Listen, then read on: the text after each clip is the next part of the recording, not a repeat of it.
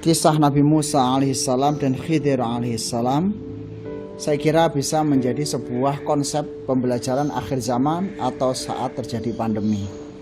Dimana kalau kita amati surat Kahfi ini adalah surat akhir zaman. Kemudian pendidikan konsep yang diberikan di situ ada konsep pendidikan akhir zaman, yaitu konsep Musa. Salah satu dari konsep Musa ini adalah touring.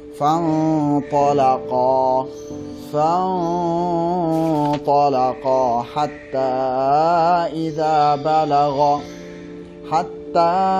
إذا ركبا في السفينة.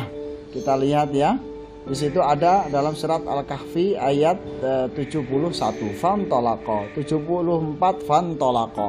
Jadi sistem touring dan moving ini adalah sistem yang ditawarkan di dalam pendidikan di akhir zaman. Kemudian bertemu dengan perahu, why?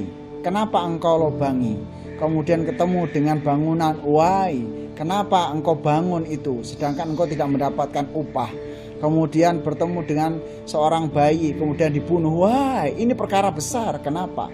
Jadi konsep yang kita tanamkan adalah konsep touring, melihat kasus, kemudian bagaimana menyikapi kasus, dan alasan bertindak dan bersikap terhadap kasus yang ada.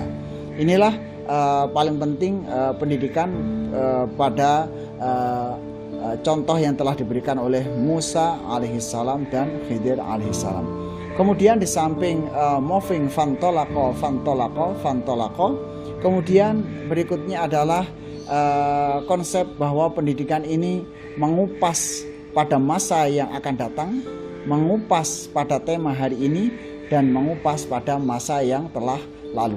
Ini kita lihat bagaimana profil saat membunuh bayi. Maka Khidir mengatakan bayi ini adalah bayi yang suatu saat akan menjadi jahat. Manakala tidak dibunuh pada saat ini, dia akan durhaka pada kedua orang tuanya, bahkan akan berbuat kerusakan di muka bumi. Ini sebenarnya contoh, tentu kita tidak ada konsep harus bayi dibunuh, itu nggak ada. Tapi ini adalah betapa Khidir atas isyarat Allah Subhanahu wa taala mengajarkan prediksi-prediksi. Anak ini bakal jadi baik ataukah anaknya jadi buruk. Kalau anaknya jadi buruk berarti intens untuk mendidiknya. Intens, ekstra itu 3 kali lipat dari anak yang biasa. Oh, ini anak baik, alhamdulillah, gampang. Ini jadi prediksi anak itu sudah penting, ada di dalam kisah Musa alaihissalam bahwa anak ini bakal jadi anak jahat, gitu ya. Maka di situ ekstremnya adalah terjadi pembunuhan yang telah dilakukan oleh Khidir. Kemudian yang kedua, kebalikannya, prediksi saat Khidir membangun bangunan. Ini adalah 2 anak yatim yang ayahnya dulu adalah orang yang soleh. Berarti prediksi kebaikan.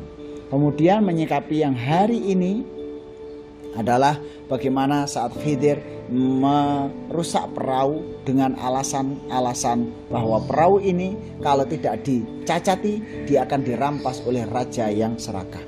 Menarik di sini bahwa konsep mengapa melakukan sesuatu, kenapa sampai tindakan se ekstrim ini yang sulit dipahami, maka logika berlapis jauh memandang 300 tahun yang akan datang, atau melihat 500 tahun yang telah lalu, wa kana abuhuma sholiha.